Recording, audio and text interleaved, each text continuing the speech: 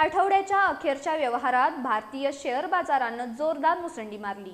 Bombay stock एक्सचेंजचा Sensex 828 अंकांच्या वाढीसह 77,569.39 वर बंद झाला, तर नॅशनल स्टॉक एक्सचेंजचा निफ्टी 245 अंकांच्या वाढीसह 24,206.90 वर स्थिरावला।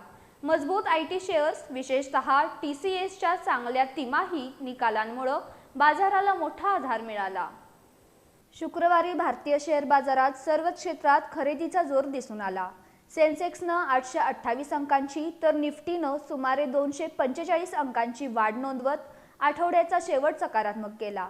आयटी, मेटल आणि कन्झ्युमर ड्युरेबल्स क्षेत्रातील शेअर्समध्ये मोठी तेजी पाहायला मिळाली।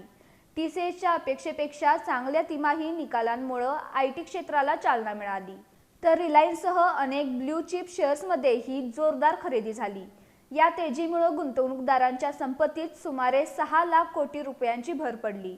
आठवडाभराचा विचार केला तर आठवड्याच्या मध्यात जागतिक भूराजकीय तणाव आणि कच्च्या तेलाच्या किमतीमुळे बाजारावर दबाव होता, मात्र अखेरच्या सत्रातील जोरदार तेजीमुळे नुकसान मोठ्या प्रमाणात भरून निघालं।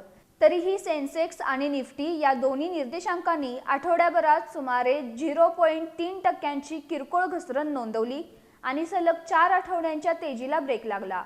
राष्ट्रीय शेअर बाजारात व्यवहाराची उलाढाल ही मजबूत राहिली असून विविध इक्विटी आणि डेरिव्हेटिव्ह व्यवहारांमध्ये मोठ्या प्रमाणावर गुंतवणूकदारांचा सहभाग कायम असल्याचं एक्सचेंजच्या आकडेवारीतून दिसून आलं।